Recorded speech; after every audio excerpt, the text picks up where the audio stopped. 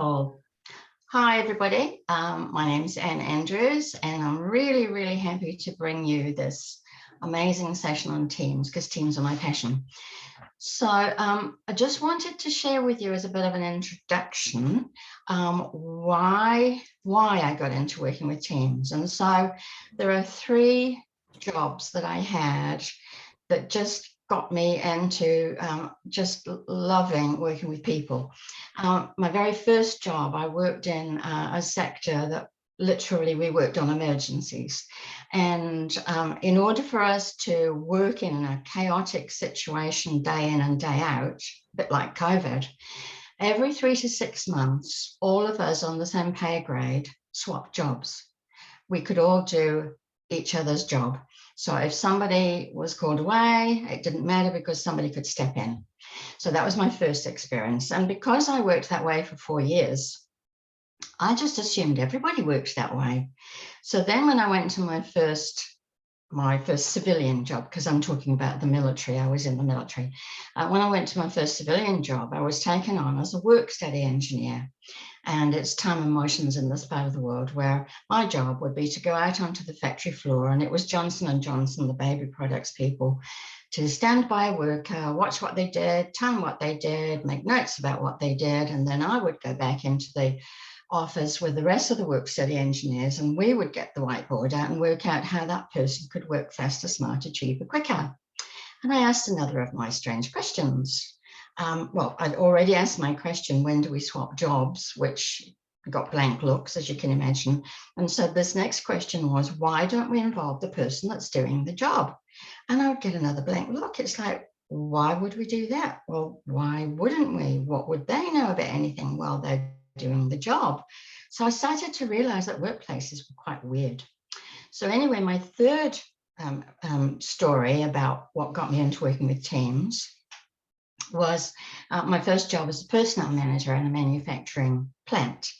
And I had no qualifications up to this stage, so they sent me off to Auckland University to do a paper in personnel management. And the very first term we were there, it was a 2-year paper, very first term we were there, we heard about the self-managing teams of the Yorkshire coal mines in Great Britain. Well, I'm from Yorkshire, and honestly, I didn't know we'd invented anything, because truly Yorkshire people are not known for giant leaps of thinking. Anyway, so what had happened was, during the Second World War, men were shipped out to fight, and women, for the first time in history, pretty much took over every aspect of running everything. But the one place they didn't put women was down the coal mines. But what the government of the day said to the mine managers was, we need half your men because we need them to fight, but we need you to maintain production. And of course, the mine managers were saying, well, how the heck are we supposed to do that with half the men? And the government said, well, we're a bit busy right now, so you'll just have to work that out. So one mine manager in South Yorkshire, bless him, said to his guys, I can't give you a supervisor, I can't give you a team leader, I can't give you a manager, you're on your own. You know about your safety, that's the most important thing. We don't want to lose any of you. This is the target. I know you can't do it. All I can ask is do the best you can, because we've got a war to fight. And a really strange thing happened. Not only did they maintain production with half the men, they actually doubled it. And it's like, wow. So I took this story back to my brand new company, my poor general manager, and I said, Michael, I've got your answers for all your problems out there. We had shocking absenteeism, shocking accident rate, shocking turnover, shocking everything. I said, we need to turn the entire plant over to self-managing teams. And after he'd picked himself up off the floor, he realized that we had nothing to lose. And so basically he gave me the team with the worst of everything. And we literally changed the face of how we did things. We took all the supervisors, not immediately, obviously, we took all the supervisors off the shop floor, and we let people start making their own decisions. How radical is that? And we stemmed turnover, we stemmed accident rates, we improved absentee, we made all of the things better that we didn't think were possible. So that got me into teams, and I've worked with them for over 30 years now. And so what I'm going to share with you today in 1 hour is 30 years of knowledge. So excuse me if I said it go fairly fast, but don't forget you get the recording of this. So what I want to cover today, and now I'm going to just switch my camera off because you don't want to be listening to me waffling on or watching me waffle on. So we're going to talk about the concerns you raised, and thank you for doing your questionnaires, because that just gives me, yeah, I want valid stuff. I don't want theoretical and case studies. So thank you for doing that. I want to show you the difference between a group and a team. A lot of people say we've got a team, and I say, no, you've got a group. I'm going to show you the 5 stages of team development, and they're very clear, and you will know when I show you them exactly where you are. Why some people are so easy to manage and others give you heartache and heartbreak and all of those things. I'm going to show you the 5 reasons conflict occurs in teams. Some conflict is healthy. Too much conflict is not. I'm going to talk to you about what I call the empty corner syndrome. And you'll see what I mean when we get there, and you will have a chuckle because your team will have an empty corner, I promise you. I want to show you how to find the waste in your team, and I can promise you there is waste in your team. I want to share with you, because obviously all the teamwork I've done was pre-COVID. So I did a bit of research about, what are the differences now in the workplace? Now we've got COVID, because you see, people can't get staff. They can't keep staff. Half your staff are off sick. Airlines, for example, they got rid of everybody, and now they're trying to get them back. And these people are going, well, tough luck. I've got a better job, better pay, and I'm not coming back. So we're in a very different world now than we were pre-COVID. And this company have done some research on the skills that we need when we're recruiting our new people.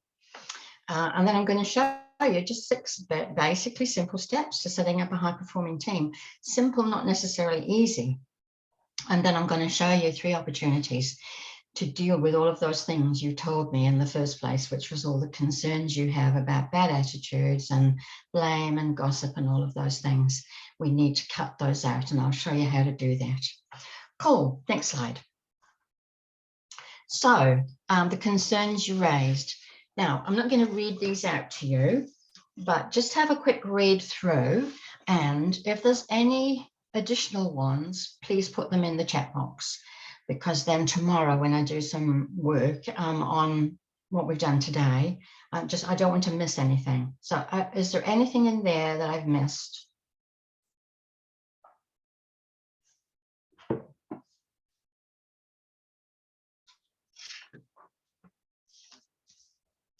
Okay, so we'll move to all of those things drain your energy, all of them. You as manager, owner, franchisor, franchisee, supervisor, whatever, all of those things are sucking your energy. And I want to show you how to not have them do that. You deserve better, darlings. Cool, next slide. So the difference between a group and a team. And honestly, I didn't know enough about teams to know that there was a difference until one day, because after I'd worked in personnel for a number of years, I decided to set up my own HR consultancy. And so, I would get a call from any kind of business. And one call I got one day was from a real estate business. And they said, oh, look, people they're just awful. And can you please come and help us knock them into a team? So I went, yes, of course I can. Absolutely. No, you can't. You cannot knock real estate agents into a team. They're incentivized to work to their own targets. If I say to a group of real estate agents, we've got this one person in your office who isn't meeting their target, I'd like you to spend some time working with them. They're going to go, no way, why would I do that? That's going to knock my target. So there is a difference between a group and a team. And if you don't need a team, you don't need a team. It's as simple as that. However, if you work in an organization where you have shared goals, you have and you need individual and mutual accountability, and you need a collective success or failure towards a goal, then you need a team. And that's where if somebody is performing and someone is struggling a wee bit, we would expect the performers to go and work with the non-performer a little bit and say, look, let me help you, let me show you, let me share with you some ways to do that differently. That is a team. So next slide. So if you study teams, you will know that there are 4 recorded stages of a team. The 5th one I've added because of working with teams for so long. So the first stage obviously is we get together. We don't know each other. We don't know each other's skills or talents or personalities or whatever. And we storm. We just will. You know, people will start posturing, some will talk more than others, others will shirk responsibility, whatever. We storm. But then as time goes on, as we get to understand each other, get to know each other, we will do the norming thing. In other words, we will settle. We will start to realize it doesn't serve us to keep fighting and, you know, calling each other out. And then and only then do we perform. And those are recognized stages. Now, because I've worked with teams, and I've worked with some teams for 4 or 5 years, there is this 5th stage, which is what I call maintenance. So we've got to the performance level. How do we keep that standard of performance high? Because people get tired, they get bored. Classic All Black, look what's happening with them. Some weeks they're brilliant, next week they're terrible. They're at a maintenance level and they need to get that sorted. So those are the 5 stages. Now, every time someone leaves and a new person joins, you go right back to the beginning. You go right back to the form and you go through the process. Hopefully by this stage, we can get through a whole lot quicker because we now understand that these are the natural stages. So next slide. So why are some people so easy to manage and other give you sleepless nights? Now, I asked all of you that filled in the questionnaire, how many people in your team are giving you grief? You know, was it 1? Was it 2? Was it 3? Can you put your numbers in for me, just so that I know how many people in your team are giving you grief? Give me some numbers. 2, 1, 1, 2, 1, 2, 3, 1.5. I love it. 2, 1, 2, 3, 10. 3 out of 60. Yeah, see, this is big stuff. This is your energy being sucked out. Okay, 3, 3. Now, one of the things I want to say here, and I'm going to say it while I remember, is nobody can manage more than 7 people. I'll say that again. Nobody can manage effectively more than 7 people.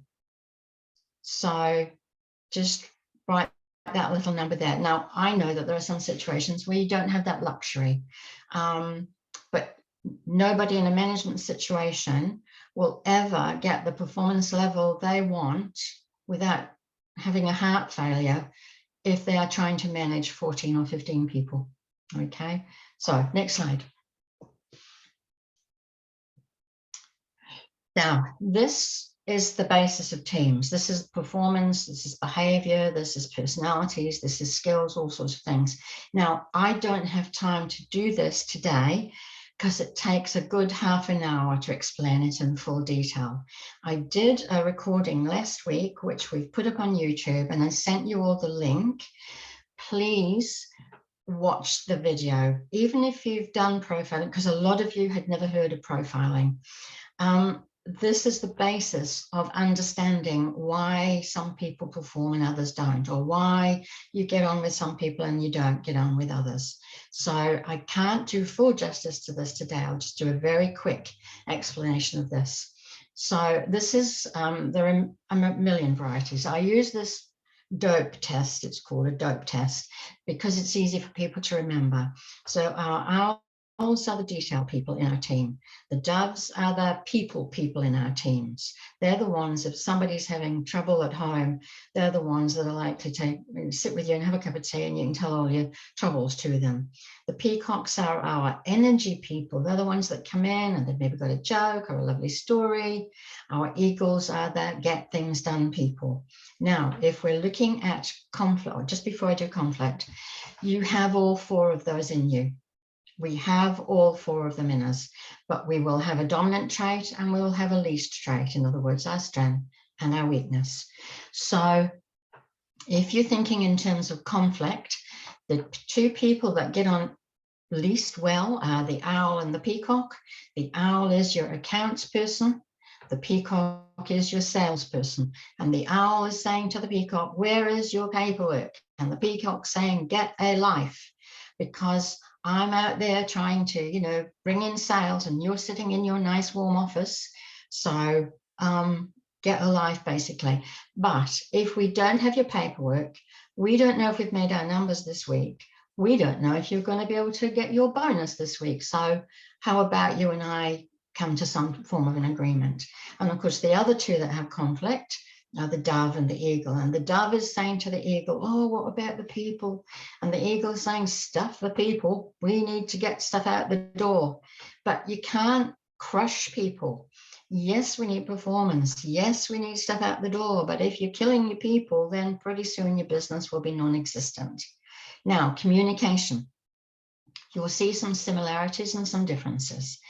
The owl and the dove are low assertive. They tend to ask permission. Is it okay if I? Do you mind if I? The eagle and the peacock are the tell. They will tell you what to do, when to do it, how to do it, regardless of whether that's what you want to do or not. The dove and the peacock make decisions based on emotion. You will hear them say things like, I get a sense that, or this doesn't feel right to me. Whereas the owl and the eagle make their decisions based on logic. Can you see why we all don't get on? But can you see, I'm going to show you shortly why we need all of them. We need all four of them. Next slide. So the 5 reasons conflict occurs in a team. Team members have different styles of communicating. We've just seen that. Some ask, some tell. They've got differing information requirements. Owls love information. Doves don't know what it is. Peacocks haven't time to find out. And eagles just want the results. They have different agendas, particularly in time management. Very different attitudes to time management in those 4 traits. They have different methods of dealing with conflict. You've already seen they're not going to get on with each other unless we understand each other. They may have history or baggage. It may be somebody I've worked with at another organization who's been recruited. I know that they're a rat bag, and I'm going to now decide whether I say, whether I keep quiet, have they changed their behaviors, all of those things. Those are all the reasons conflict occurs. Next slide.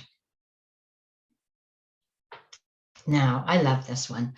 So when I'm working with a team live, and I've explained the profiling and I've explained the dope thing, I will get people to physically stand in their corner. So if I'm predominant, now I've said you've got all of them in you, but if I'm predominantly owl, I'll get the owls to go and stand in that corner. I'll get the doves to go and stand in that corner. We'll get the peacocks to go and stand in that corner, and I'll get the eagles to go and stand in that corner. Now, every team I've ever worked with will have an empty corner. Now, I'm working with a team at the moment, bless them, darlings, you are so gorgeous. They've got 3 empty corners. So we're going to have some challenges. We're going to have some interesting times. It's not that we don't, because we recruit in our image, which is why we found accounts departments full of owls, HR departments and kindies and nursing full of doves, TV, video, marketing, PR full of peacocks, sales full of peacocks, and wherever you will find the eagle, you'll find them running the show. So no right or wrong, no better or worse, but we each have a part to play. Next slide. Now, have a think. I want you to, in the chat box, tell me which is your empty corner. Just pick one. Which is your empty corner? And you will have an empty corner. Are you short of owls? Detail. Are you short of doves? Care. Are you short of peacocks? Energy and ideas. Are you owl? We're short of an owl. Owls. Are you short of an eagle getting things done? Do you miss deadlines? Do you have everybody waffling around? You know, eagle. We're short of an eagle. We're short of an eagle. Get things done. No right or wrong. I think we're short on eagles. Eagle. We don't like recruiting eagles. They're very bossy. Duckback. I'm not sure what that means. Anyway, short on doves. Yeah, that's the care. Eagle missing. Yeah. So need them. Don't have to love them, but we so need them. Cool. Settle. Yes. Okay. So know that you don't need an empty corner. Because if you have, look at your empty corner, the next question to ask is, who in our team is that their second trait? Your first trait is whatever, but if you look at having all four of them in a inverted triangle, who in our team can do that role? It doesn't mean we need them to do it forever. We may just need them to do it temporarily until such times as we recruit our next person. But we need somebody in that corner, somebody to take responsibility for that skill. Make sense? Next slide, thanks. So waste in your teams. I can tell you absolutely categorically. I say to any owner, manager, franchisor, I can improve your productivity by 30%. And they all say, when can you start? I say, I don't even need to. I'll just show you how to do it. We have such waste in our teams, and I'm going to show you where. So once again, because all my work has been pre-COVID, I did some more modern research of, what's going on in the workplace now, and follow Gallup. Gallup polls are brilliant. So there is not much difference actually post-COVID to pre-COVID. So the latest Gallup poll, which is 2021, finds that only 13% of your workers are actively and passionately involved with their work. How about that? 60% of our workers are emotionally disengaged. How about that? 19% are actually miserable. And I've put exhausted in there because I think, because I've got a lot of nursing and healthcare workers on here today, I know that you guys are doing an amazing job. And listen, if I was boss of the world for a couple of days, the first thing I would do is I'd double the salary of everybody in healthcare and everybody in the education system. Those are our two most important sectors, and you're all paid rubbish as far as I'm concerned. Anyway, I can't change the world, so yeah. Here we are. This is just a little one I found, which made me chuckle. Australian public servants take 30% more sickies. I would imagine all public servants take 30% more sickies because they can. Okay, but look at the cost of that. But the bottom two stats are the ones that you need to focus on. Businesses with engaged workers have a 23% higher profit margin compared to those with miserable workers. Now, I know some of you are not in a profit sector, but it still comes back to profit or lack of, comes back to a lot of, absenteeism, accidents, high turnover, all of those things. So teams with thriving workers will see significantly less of all of those things. So it may not be a profitability thing. It may be a performance thing where we're not having to cover for people who are disengaged, who are exhausted, who are, pulling swinging the lead when it comes to lots of sickies. So just think in terms of those. And you're going to get this as a recording anyway. So, but this is absolutely worth knowing. So why? Next slide. Why? Why are so many of our workers disengaged? And it comes down to this.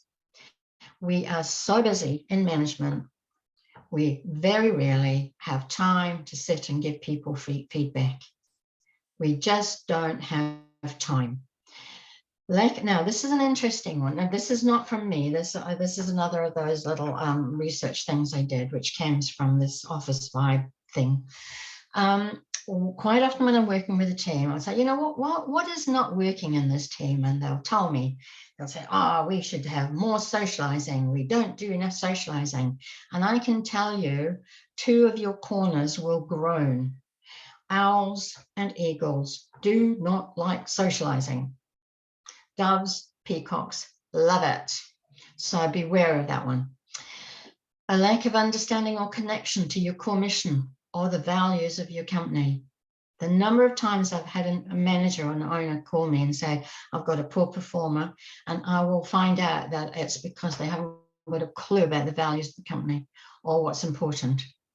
Feeling this is a huge one, and especially for you health workers, I hope everybody tells you how wonderful you are, feeling underappreciated and unrecognized for your work. Yeah, I think you all deserve a medal. An incomplete induction onboarding process. How many times have I worked with a team where I say, tell me about your induction process? And they go, what is that? Don't even know what it is. It's like we get a new person, we say, there's your desk or there's your workstation, off you go. And we just cut them loose. So no, we need to bring people in to our values, to our vision, to our mission, all of those things. Now, here's a biggie. I worked at the feeling that they're not properly compensated. We've talked about that a little bit. I worked with as an in-house HR manager for a computer company, and we had all manner of problems, mostly ego, mostly arrogance, mostly people so far up themselves. Anyway, somebody, and of course it was computer technology, and it was in the early days, and finding these people was like hen's teeth. So, you know, one of them would pack a sad and come to the general manager and say, oh, I'm out of here. And they'd offer them more money to stay. And it's like, why are you doing that? Because if a person's grumpy and irritated and got bad behaviors and poor performance and horrible values, why do you want them to say, oh, well, you know, we can't find more? It's like, because you're going to give them more money, which is going to cost the company, but you know that in 3 to 6 months, they'll be just as miserable as they are now, and they'll be back wanting more money. So compensation is a funny one. If a person is only interested in the compensation for the job, then you don't want them, in my humble opinion. And this is where you guys come in, you know, your health workers. I know you're not well paid, but I know you do the job because you love it. And so I wish we could pay you more, but we need all our employees to love what they're doing and hopefully pay them for that. But if we can't do that, but to do it because they love what they do. Yeah. And of course, a big uninspiring office environment. You know, there's nothing worse than coming in on Monday morning to a whole group of misery guts. What a lovely way to start your day. Not. And a huge one, which I will be talking about in more detail, lack of meaningful communication from the manager, owner, franchisor, whatever, to the employee. And the word there is meaningful. Next slide. So I did a bit of research about, okay, so we're post-COVID, what do people need? What are companies looking for in their people? And I found this company who have come up with what they call the 5 soft skills that companies need most in 2022. So I'll just give you a minute to read those.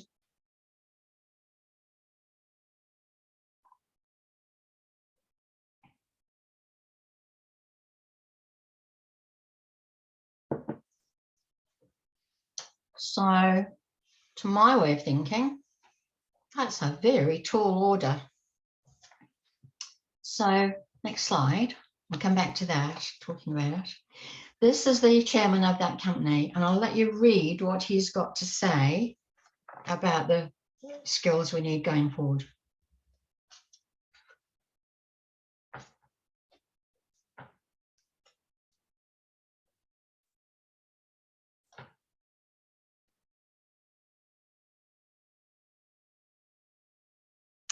Now, what impressed me about that and why I've used it is he doesn't mention once the word profitability. Because over 30 years of working with teams, if a company is only interested in profitability, A, I won't work with them, B, they won't succeed. The words that struck me here is to reshape a better, brighter future for our workers. No business can survive without people. So why do we not look after them? Yeah. So next slide. Yeah. Okay. So I haven't had a chance to, on the webinar, I've got my lovely friend, Chris Baker, who I use his company to do profiles. And some of you have been profiled using Chris's system.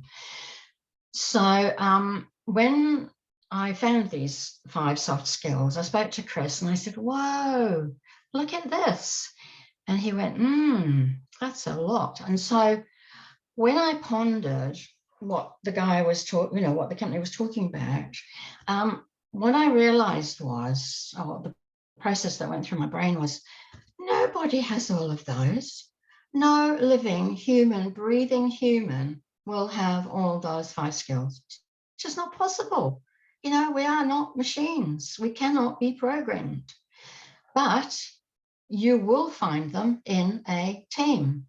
Now, I haven't put the next series of slides in here because I was really worried about how long, with an hour, how quickly an hour would go. But I've also got from his company the skills needed in the hospitality sector, the 5 skills needed in the hospitality sector, and I know that some of you are in the hospitality. The 5 skills needed in the healthcare sector, guys, and the 5 skills needed, there was one other, tourism sector. And once again, nobody will have all those, nobody, but you will find them in your team. But the other thing that Chris and I talked about was, oh my God, so we're wanting all these wonderful skills in the hospitality trade and we're wanting to pay them $20 an hour? I don't think so. I think if we're wanting these super skilled people with all these wonderful things, how about we pay them a decent salary, So sorry if I go on about that a bit, but I do get very upset at people being expected to perform miracles on chicken feed. Cool, next slide. So here are my 6 steps. When I start, because COVID obviously shut down my business pretty much, because all of the work I've ever done with teams, I do live. I work with live teams, well, mostly live. Some of them are a bit asleep, but you know what I mean. I work with them physically. And I take them through various steps. What's your recruitment process like? What's your induction process like? Do you train and develop your people? Do you have regular one-on-ones with them? Do you involve people in decisions as much as you can? Do you give people a chance to grow and develop? Those to me are the 6. And of course, most companies don't do all of those things. They say, oh, well, we're pretty good at that, but we probably don't do that. So as I started to, people were still calling me saying, look, I've got a problem with my team, and I know you can't physically come out because of COVID, but can we just maybe do something online, blah, blah. And that's when I started doing the webinars. So what I'm doing is a series of webinars on each of these things, because I can't do all that in an hour, but I can give you some skills in each of them in an hour. So if I come back to the first one, recruitment, when I worked for my first manufacturing company, the one where I did the self-managing teams, our recruitment policy was, if you have an upright body and it has a pulse, take them. And it was like, no, sorry, that doesn't work for me. I would want a little bit more than that in the person I've spent hours recruiting, and I'm going to now do all of these things. And all you want is a pulse. No, sorry, that does not work for me. And of course, in the computer industry, there is a phrase, it's not very pleasant, but it's called garbage in, garbage out. And so if we do not recruit well, we will get garbage in, and we will then be spending the next 2 years trying to get that garbage out. So cool. Okay. And induction we've already talked about. Please don't just say to people, there's your desk, and abandon them. Training and development. How many companies now are not doing any training and development? We must, big one for me, and we'll talk about this later, is regular one-on-ones. Now, just just to give me a chance to stop my jaws wagging. How often do you do, in your chat box, how often do you do one-on-ones with your people? Talk to me. How often do you do one-on-ones with your people? Fortnightly. Quarterly. Sorry, what was that?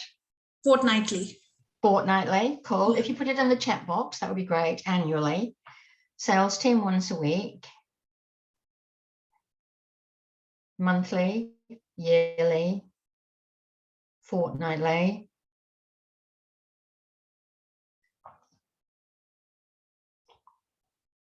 Monthly. Not enough. Cool. Okay, I believe annually is too late. Fortnightly may possibly be too often. I don't know. Obviously, it depends on the person. The main thing is you do them.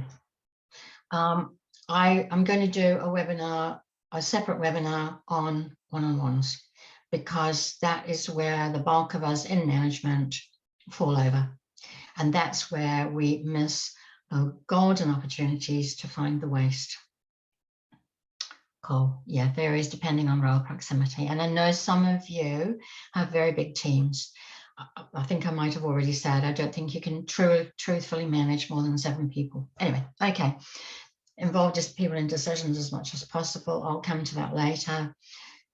Please give your people a chance to grow and develop. Now, this is the biggie, because in a small company, we maybe don't have an opportunity for them to grow and develop. So we need to get creative about that. And once again, that will be more in another webinar that I will do, which is about career development. Cool. Next slide. So I've got 3 opportunities. So now we're going to start to talk about the things you don't want in your people. 3 opportunities to shift bad attitudes, gossiping, and a blame mentality. If you have regular one-on-ones, this is where you can start to say, what's really important to me is this. What's really important to our team is this. You start to bring back all the things that we're going to say are important to your team, organization, whatever. You start using the words that, we're wanting to say. I'm going to show you how to identify your stars and the deadwood. And I'm going to show you in the next session I'll run how to coach people in and coach people out. How many of you, this is all confidential, no, it doesn't go past me, in your chat box, how many of you think you possibly might have some deadwood?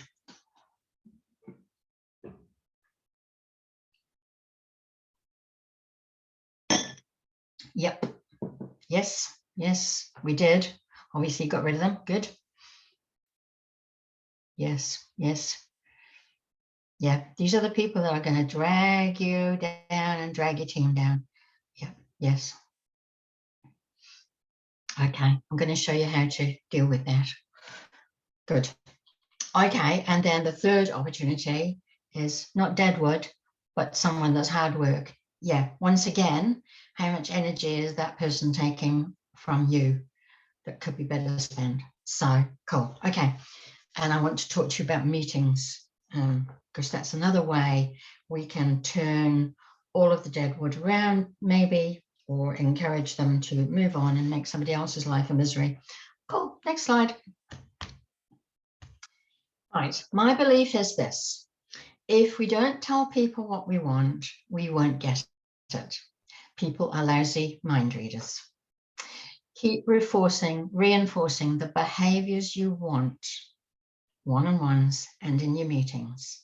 My 2 favorite phrases are, remember we said that time management was really important. Remember we agreed that you would get your reports to me by blah, blah, blah. 2 most important phrases you can ever use with staff. Remember we said, remember we agreed. And you keep saying it until they get it or they go. Yeah. Now, poor performance isn't always about money, though sometimes it is what I've said there. You know, a lot of, if I have a group of managers that I'm working with, I'll say, you know, what do you think your people want more of? And they'll go, money. And I say, okay, have you ever asked them? You ever asked them what they want more of? Oh, no. Okay, well, why don't you try? You know, you might find that it isn't about more money. In the nursing profession, I know that you guys are doing what you're doing amazingly because it's what you love doing. You know, I wish we could pay you more. I won't keep saying that, but you know what I mean. Yeah, though sometimes it is. Now, the aircraft, the airport industry, the travel industry, they've just got it in the neck. All the airport industry got rid of all their staff when COVID hit, laid them all off. Some paid them redundancy, some didn't. And now they're desperately trying to get them back. And guess what? The people are going, no, thanks. We've found a better job, better pay, better conditions. So look after your people. Cool. Next slide. Now, here are my one-on-ones. I absolutely believe we should at least do quarterly. If you're good at poor performer, do them more frequently. If you're doing fortnightly and that's okay for you, that's good. But you know, maybe fortnightly is a little bit too often. It's up to you. Just think through why you're doing them. What is the benefit to each of you, and how often do you actually need to do them? So it's really important that you tell people what they're doing well. Encourage good behavior. You know, if you tell people what they're doing really well, they'll do more of it. Areas I think you could improve, that's okay. That's our coaching. You know, I think if you could just get yourself here on time in the mornings, you know, your improvement would just be magnificent. Or if you could just work on getting those reports out on time. And what do you need for me to support you in that area? Don't do it for them, though. That's not your job. Gain agreement. So you will blah, blah, blah, and I will blah, blah, blah. Okay. This is coaching. Use your one-on-ones to coach. Okay. Next slide. Now, identify your stars. Now, I used to use this slide not to identify your stars, but to identify your deadwood. It doesn't matter. You can use it for either. In your team of people, you will have these really weird things. A small percentage of your team are trailblazers. They're the ones that will come in with the ideas. Have we thought of them? Why can't we? And what about if we did? Now, you want to encourage your trailblazers, but also sometimes your trailblazers need to understand that we can't necessarily do everything they keep coming in with. There is a balance. Now, if a trailblazer comes in and says, look, you know, I've got this really great idea, the second group will go, I'd love to give that a go. I'm going to give that a go with my team. They're the early adopters. Or if you come in and say, we need to start changing things, your early adopters will go, yeah, I'll give that a go. I think that's a cool idea. The next group, which is about a third of your people, I don't know about that. They're not negative, but they're just cautious. Your owls might fall into that category. I'm just going to wait and see. Don't want to necessarily take that risk. The next group are about another third. I don't think so. These are your negative people. Now, don't worry about the 4, 5, and 6 at this stage. I want you in your one-on-ones to coach and work on the first 3, because the first 3 will either drag the other 3 along with them or show them up so vividly that you will know you are now dealing with deadwood. A small group of your people are what I call apathetic. They're the ones that don't even know what day of the week it is. They rock up sometimes and rock up wherever, and they live in a world of their own. Okay. The dangerous people in your team are the saboteurs. They're the ones in meetings to your face will say, I think that's a really great idea. And then they go away and make sure your great idea doesn't happen. Sometimes it's because they have a vested interest in the status quo. I have worked with teams where we have uncovered people who do not take leave. Always be suspicious of 2 people who do not take leave. Insist that people take leave. People who don't take leave usually have a scam going. So have a think about that one. So as I say, normally I use this in reactions to change, but it's also your opportunity to identify your stars. The first 2 groups are your stars. Work with them, get things going. They are the energy of your people, and they will, as I say, drag the other people along and go, oh yeah, no, that seems to be really easy. No, I don't mind doing that. I'll give that a go. So identify your stars. Next slide. Now, meetings. I hate meetings.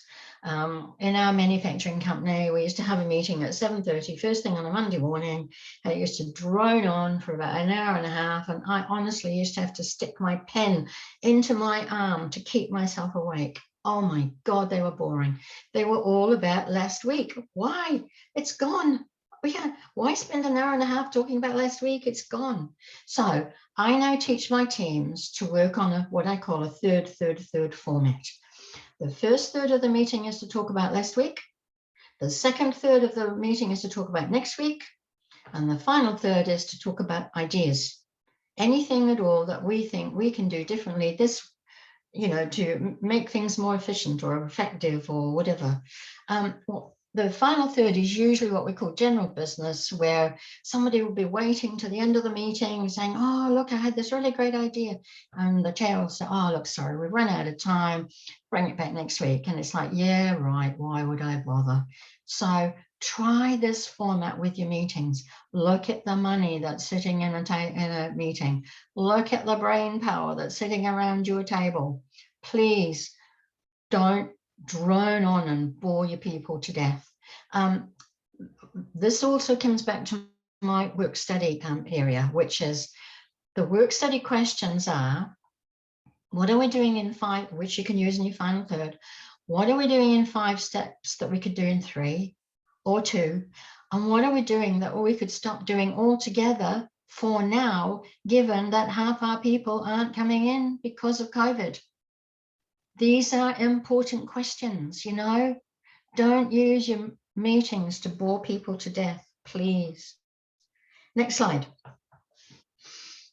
Okay. Oh, no, I'll just go back to the last slide, Orchidia. Because I do these as one-offs, I don't always know how long it's going to take me to get through it. So I'm just going to open it up now to questions. So please, questions, concerns, don't agree, what a load of rubbish, talk to me.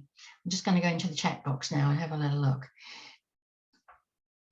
Yeah, questions, any questions on anything that I've talked about today?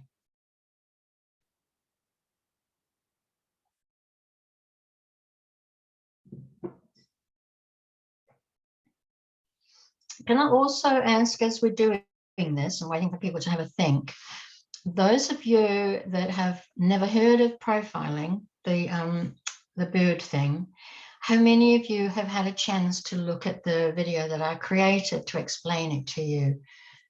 Can you just put in yes, no, whatever? Would your leadership style influence how you motivate? Absolutely. I'll just come back to that one. Yes, watch the video. Great, great, great, great, great. Show it to your team. Get your team to look at it. Not yet, but we'll definitely, really important that you understand that stuff. Cool. And the past I've seen this, cool. It doesn't hurt to have a refresh. And absolutely, please show your people. We'll watch soon. Good. Excellent. Okay, so let me come back to that question of, will your leadership style influence how you motivate? Can we go back to the bird slide? I'll flick back.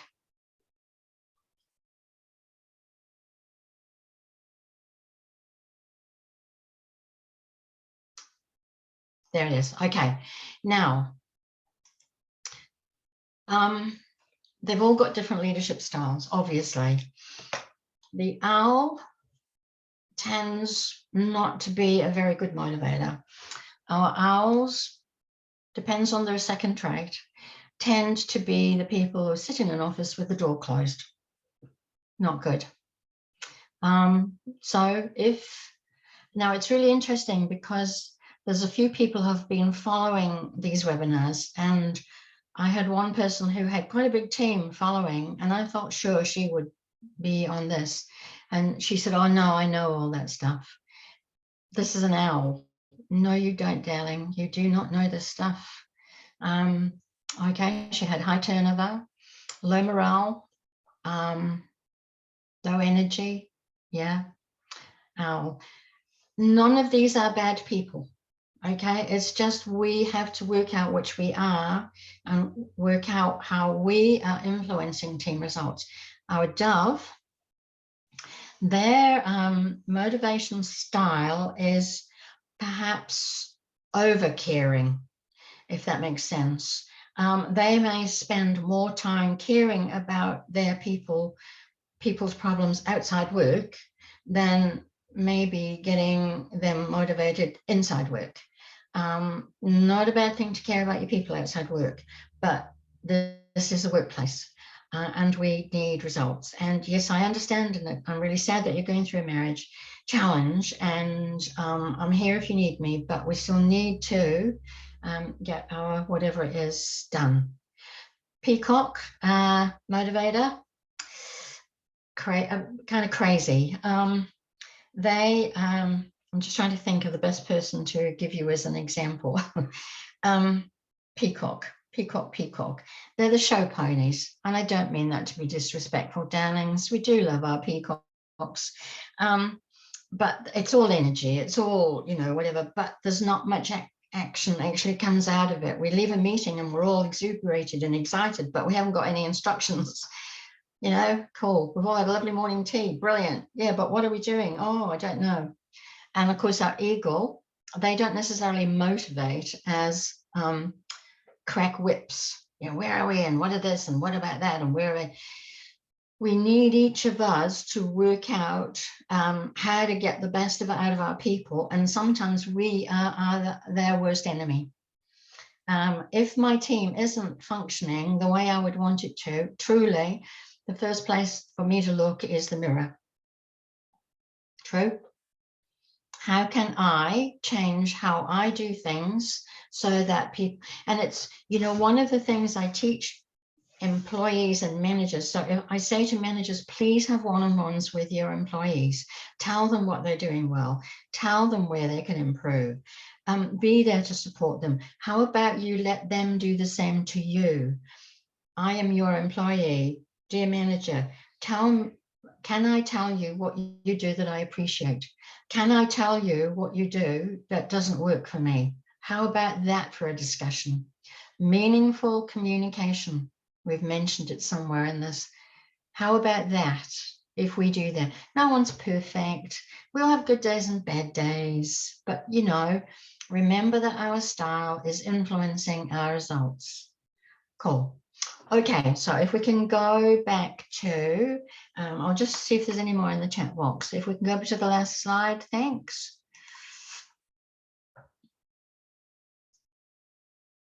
Although I'm a team leader and have a management team at home and at office, I don't always have the autonomy to make changes or independent decision.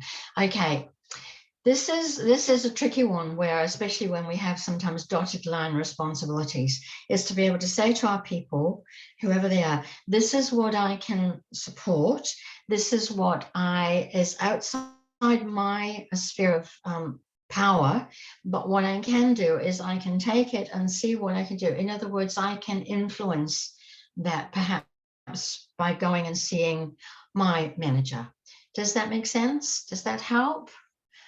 Do what you can where you can, and if there's something that's important enough, go to your person above you and say, look, my team are really happy to do blah blah blah, but technically I don't have permission to okay that.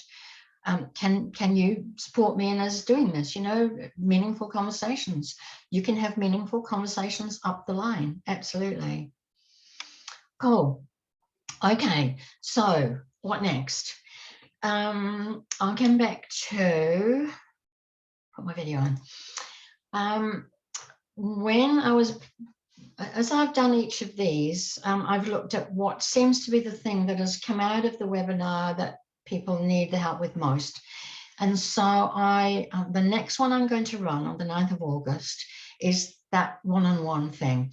And I called it, sorry, I know it's a bit naughty to call it this, but it certainly gets people chuckling. I've called it How to Motivate the Late, the Lax, and the Terminally Uninspired. And we all have a few of those, don't we? You were said. Okay, I will teach you how to become a great coach. I will teach you what to say, when to say it, how to say it, what not to say, how not to get sucked in, how not to take on people's bad energy, how to promote your stars, how to encourage your stars, and how to encourage the deadwood to seek fame and fortune somewhere else. So please, if you know that your one-on-ones aren't as good as you'd like them to be, I'll be promoting this probably Monday or Tuesday next week, and I'll always do the same. I want to keep the price as low as I can because I know that we're all struggling. So it'll be the usual, normally $95, $97 or whatever it is, and $47 if you get in early. So please, if you've been on this, come on to the next one, because it's kind of like the next stage of the team thing. I can't make a team work. I can't influence a team if I can't influence individuals within the team. Nobody said being a manager is easy. Yeah, if you think being a parent is tricky, try being a manager. Or should I say it the other way around? If you think being a manager is difficult, try being a parent. Yeah, so all good, people. Now listen, email me if you have any particular questions. Yeah, I'm here to support you. And thank you so much, everybody. I hope it's given you some really good things to think about, some new things to try. So go well. Don't let them drag you down. Work with your stars. Okay, stay sane. Cool. And I'll send you the recording tomorrow or Monday. Cool. Bye.